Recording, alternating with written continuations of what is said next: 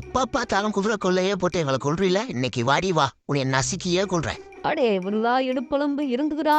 அடே சேத்த செங்கோடா புர்ரா ஒனரா அடுத்த வேலை சோறு அவக்கடாவா இரமினும் மாப்ள. என்னது அவகடாவா?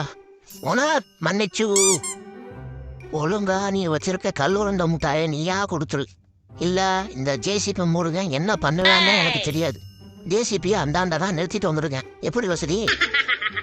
எப்படியாவது இந்த அதிகார வர்க்க சிறையில் இருந்து நம்ம தப்பித்து விட வேண்டும். என்ன பிரியாணி வாசம் அடிக்குது.